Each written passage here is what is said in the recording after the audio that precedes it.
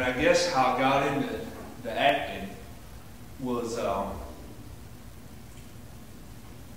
I guess it kind of goes back to high school.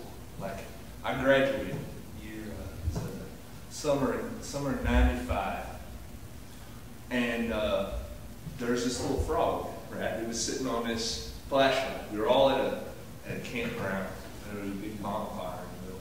We were all chatting and carrying on and drinking, a little frolicking. But there was a frog, right? And he was on the flashlight. And my friend says, "Look at here, there's a frog." And we all look at the frog, and as if on cue, that frog jumped into the center of the fire. And he died. He jumped once and sort of spasmed and popped, and there was this hissing sound, and he died right there in the fire. And I think you all probably seen death before. But so then I was a truck driver, right? And I was truck driving, and I was heading east on 40. I was going to Kentucky. I was in Arizona, maybe an hour from the state line. And you guys have seen the Wile E. Coyote and the Roadrunner and stuff. Well, it was a honest to God living Roadrunner right before me. And he comes out of the brush. And I'll tell you, the patterns on these living creatures that you can't tell. They're not moving and they're invisible. It's like a cloaking device, right? So he's not there. I'm driving, listening to some Dixie Chicks, and I'm just driving, and then he appears out of nowhere in the middle of the median, and he's running like full on, like out of nowhere. It's like, and he sort of leans forward when he runs, right? And he's running across my path, and I'm like, well, there it goes. That's a Roadrunner. It's just like in a cartoon. I mean, it doesn't look the same as the cartoon, but it's similar-ish, and it kind of looks a bit like it. And anyway, so I'm rooting for the Roadrunner. I'm going full clip, right?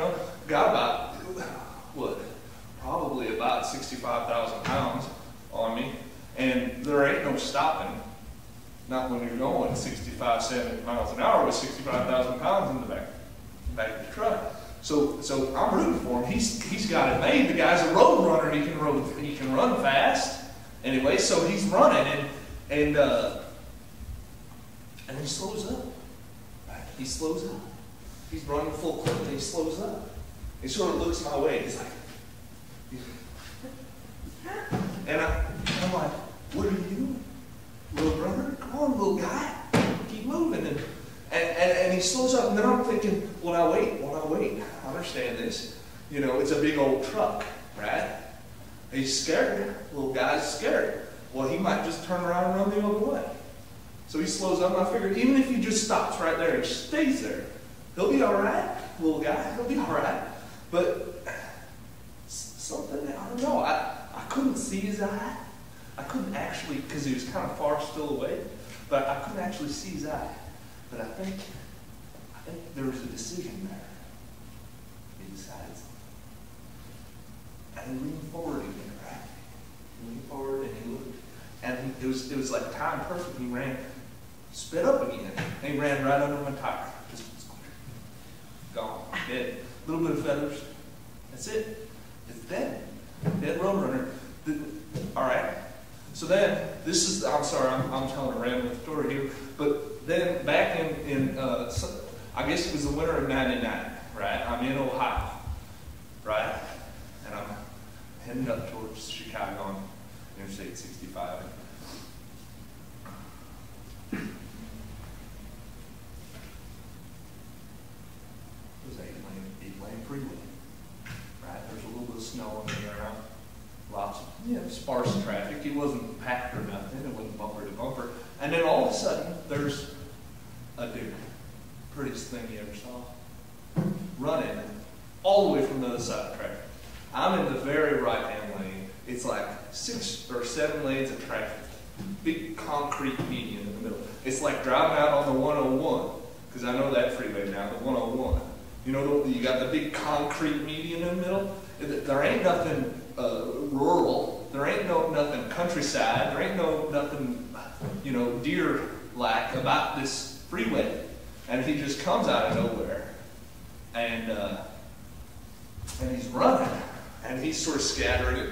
Cars are screeching, but again, I got like lots of weight on him, and I'm going full clip down the freeway, and well, he's going, and it's like he times it, and I'm like, come on, guy, you can make it, come on, guy, and he slows up, just like that damn road runner, and bang! It's like the loudest sound, and the whole cab of the truck just jars. I thought the whole thing was caved in. And the deer actually flips up backwards, and he turns and he like does a sort of end over end while he's doing sideways and ends up on the side of the road. And I could see his eye when he was flipping.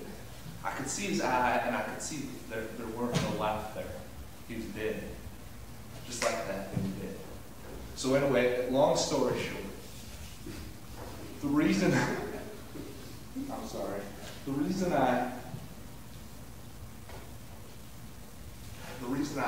think I feel half that is I was seeing all this death around me, all this death, just the squelching of life, the blowing out of the flame. All around me, I was seeing all this death.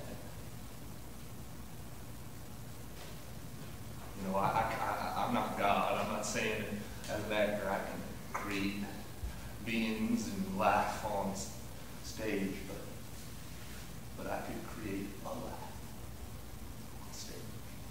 A life. It's not life necessarily. It's a life. And I figure if we contribute this part